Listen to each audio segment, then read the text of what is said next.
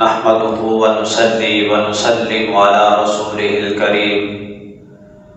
اما بعد فاعوذ باللہ من الشیطان الرجیم بسم اللہ الرحمن الرحیم۔ عظمت قرآن کے متعلق چند احادیث مبارکہ۔ خیرکم من تعلم القرآن وعلمہ، تم میں سے بہترین ہے وہ شخص جو قرآن پڑھتا ہے اور پڑھاتا ہے۔ ایک اور روایت میں ان افضلکم من تعلم القرآن وعلمہ کے الفاظ ہیں، تم میں سے افضل ہے وہ شخص جو قرآن پڑھتا ہے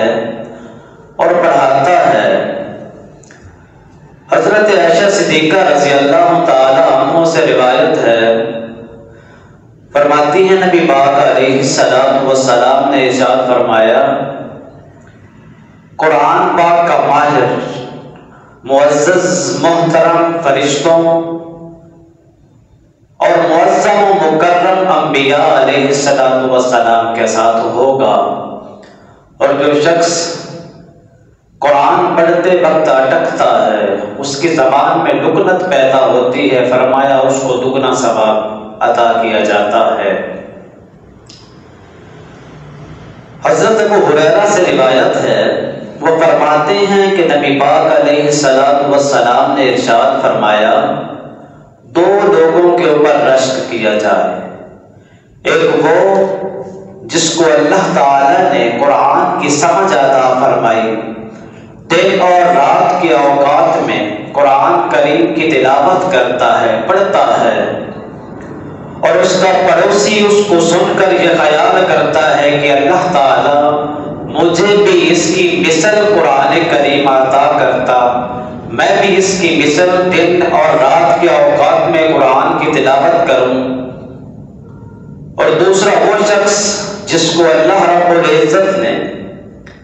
وسیع مقدار میں مال عطا فرمایا ہے اور وہ اس مال سے راہ خدا میں خرچ کرتا ہے۔ حضرت جابر بن عبداللہ سے روایت ہے، وہ فرماتے ہیں شہداء احد کی تدفین کے وقت دو صحابہ کرام کو ایک کپڑے میں لپیٹ رہے تھے، یعنی ایک کفن میں دو صحابہ کرام کو اکٹھا لپیٹ رہے تھے، اور صحابہ سے پوچھ رہے تھے کہ ان میں سے زیادہ قرآن کس کو یاد ہے، اور صحابہ جس کی طرف اشارہ کرتے نبی پاک اس کو پہلے قبر مبارک میں اتارتے اور فرماتے کہ یاد رکھنا کل قیامت کے دن میں ان کے ساتھ ہوں گا، ان پر گواہ ہوں گا۔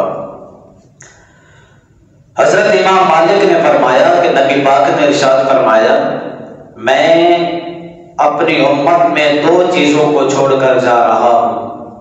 اگر وہ اس کو تھامے رکھیں گے تو کبھی گمراہ نہیں ہوں گے۔ فرمایا ایک قرآن یعنی اللہ تعالی کی کتاب، اور فرمایا دوسری جو چیز میں چھوڑ کے جا رہا ہوں وہ اس کے نبی کی سنت ہے، اگر اس کو امت نہیں چھوڑے گی تو کبھی گمراہ نہیں ہوگی، اگر اللہ اور اس کے رسول کی کتاب اور اس کی سنت کو چھوڑ دے گی تو پھر گمراہی ہے۔ حضرت عبداللہ بن عباس سے روایت ہے، سرکار نے فرمایا کہ جس شخص کے دل کے اندر قرآن کا تھوڑا سا حصہ بھی نہیں ہے، اس نے قرآن پڑھا ہی نہیں ہے، اس کو قرآن تھوڑا سا بھی یاد نہیں ہے، تو وہ ایسے ہے جیسے کوئی ویران گھر پڑا ہو، اس کا دل ویران ہے۔ حضرت ابو سعید خدری رضی اللہ تعالی عنہ روایت کرتے ہیں، فرماتے ہیں نبی پاک علیہ السلام نے ارشاد فرمایا، جس شخص کو قرآن اور میرا ذکر اتنا مشغول کر دے کہ وہ مجھ سے مانگ بھی نہ سکے، اللہ پاک فرماتا ہے میں اس شخص کو مانگنے والوں سے بھی زیادہ عطا کرتا ہوں۔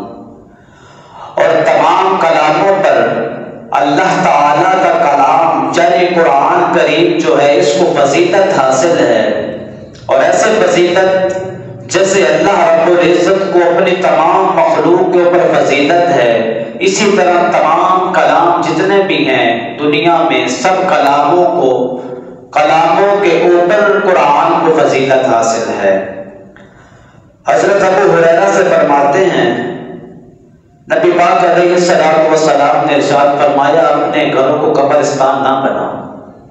شیطان اس گھر سے دور بھاگتا ہے جس میں سورۃ بقرہ کی تلاوت کی جاتی ہے، تو لہٰذا اپنے گھروں میں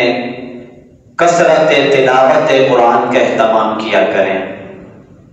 حضرت انس رضی اللہ تعالیٰ عنہ سے روایت ہے،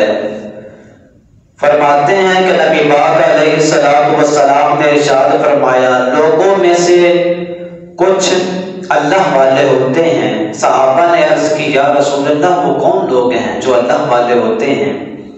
تو رسول اللہ نے فرمایا قرآن پڑھنے والے، اور وہی اللہ تعالیٰ کے خاص بندے ہوتے ہیں۔ حضرت عبداللہ بن عمر سے روایت ہے،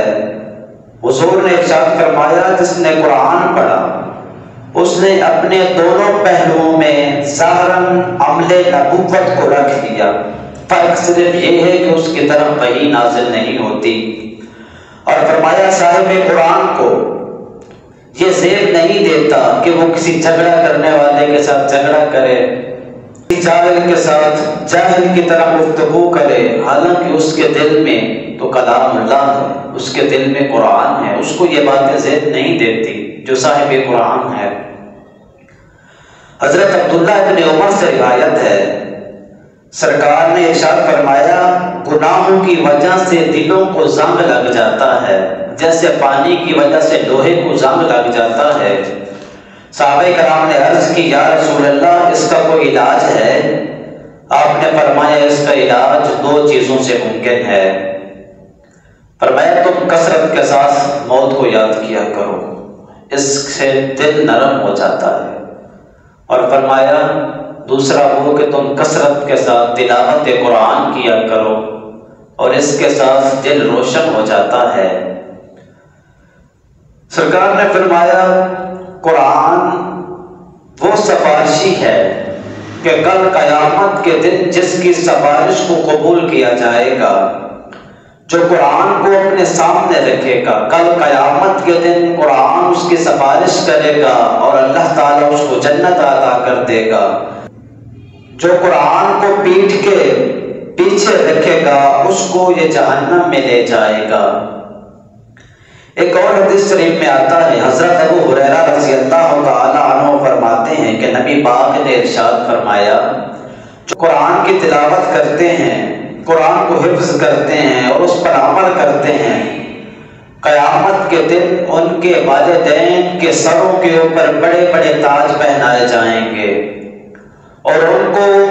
ایسے قیمتی لباس پہنائے جائیں گے جو دنیا کی تمام قیمتی چیزوں سے بھی زیادہ قیمتی ہوں گے، اور وہ پوچھیں گے کہ یہ ہمیں لباس کس لیے پہنائے جا رہے ہیں، اور ان سے کہا جائے گا اس لیے کہ تم نے اپنی اولاد کو قرآن کریم کا حافظ بنایا ہے، اس کی وجہ سے اللہ رب العزت نے یہ اعزاز آپ کو بخشا ہے، آپ کے سروں کے اوپر جو تاج پہنائے جا رہا ہے اور جو آپ کو یہ لباس پہنائے جا رہے ہیں، اور فرمایا کہ وہ جو تاج پہنایا جائے گا اس کی روشنی جو ہوگی وہ سورج سے بھی کہیں زیادہ ہوگی۔ اللہ تعالیٰ سے دعا ہے اللہ تعالیٰ ہمیں توفیق دے، ہم کثرت تلاوت قرآن کرتے رہیں،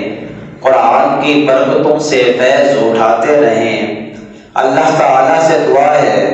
جب ہم قرآن کریم کی طرف قدم بڑھائیں تو وہ ہمیں سیدھا رستہ دکھائے،